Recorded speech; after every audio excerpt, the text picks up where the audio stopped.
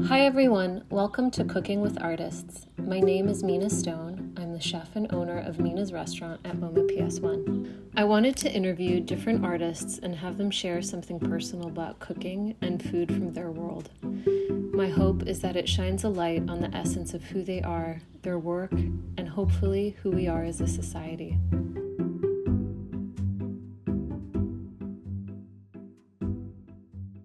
I am Sean Sugar Ray Marston. What is a nickname? So nicknames are cool, but I think they should have meaning, and they should have meaning that represents who the person is, right? Not just what they do, but who are you? And so Sugar Ray is smooth, understanding, gentleman, always, right? A ray of light from the sun. And so my life's mission and my life's purpose is to bring light and to bring life wherever I'm at. Any space I enter, whether it's a room or whether it's a relationship, my objective, my intention is to make that thing, to make that life brighter, to make it more livelier, to make it more in love with itself. My work is rooted in storytelling, right? It's rooted in using storytelling as a means to heal, as a means to connect, as a means to build self, as a means to build community and relationships. And that work takes many forms, photography, poetry, book writing, public speaking, community organizing, being an advocate for different issues, different causes related to health, related to criminal injustice, related to prison transformation, related to family, so much. And so like that's my work. It's rooted in it comes from a lot of pain, but I took all of that pain and telling as much of it as I can to heal myself, but also to heal others. So like that's the nature of my work is healing work, is rooted in divinity and purpose.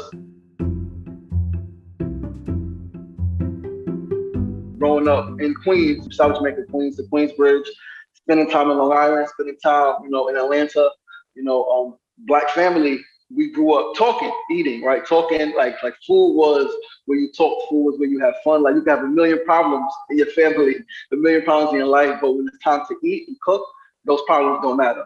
That beef, those dramas don't matter. You're able to just forget about it, throw some music on. And so I remember on Saturdays, particularly, at our home in Queensbridge, my dad, my dad had a huge appetite. He would make the eggs, the grits, the sausage, the bacon, the home fries, the pancakes. Like he would make like everything. Sometimes have the steak with it, right? Like my dad, like Saturday mornings we cooked and watched cartoons and we listened to music and we laughed and me and my sisters fought, but it was all love. My mother would throw a slip at us, right? But it was all good.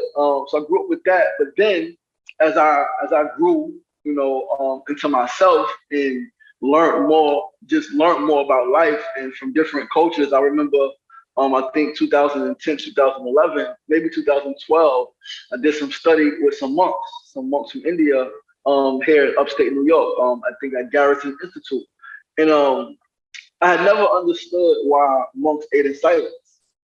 You know, but again, so my life had already changed. I was already doing this, community building work, activism work. I was already changing mentally, learning to find peace within myself. And when I was with them, without even asking why they ate in silence, I understood. You know, the eating in silence was like reverence for the food, reverence for the elements, reverence for all of the energy that goes into the food that you are using to add sustenance to your body. Right? Food always meant love, and it meant family, and it meant that you are welcome, and it meant that you are enough and you have enough to get wherever you want to go, to sustain you. So, at 11 years old, my dad passed. My dad was my best friend. He was my hero. He was my king. My last day seeing him was June 28th, 1995, my elementary school graduation, and that changed the trajectory of my life because at that point, although I was angry about the stuff that was going on in my community, seeing violence and stuff like that.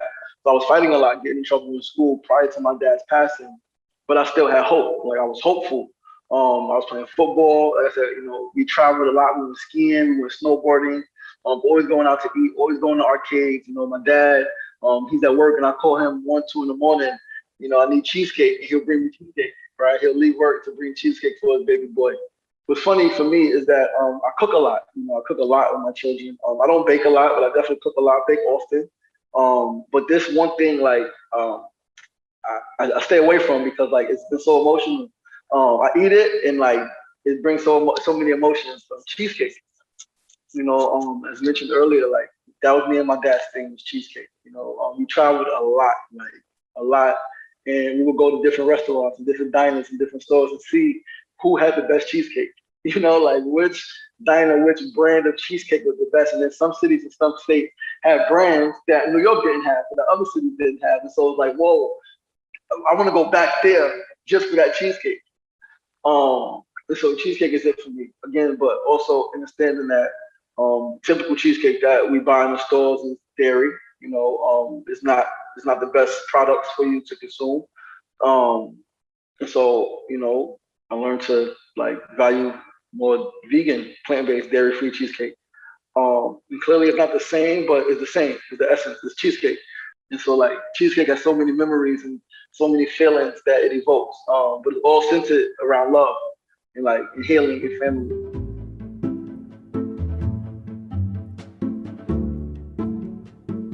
One of the biggest things that we can do in America, in the world right now, to to quote unquote fight the system, right, and to dismantle this idea of white supremacy, um, is to truly see food as a source of life, and change our diets, right? Like the meat industry is fueling so much detriment to human life, to the earth, to animals, right, to the environment.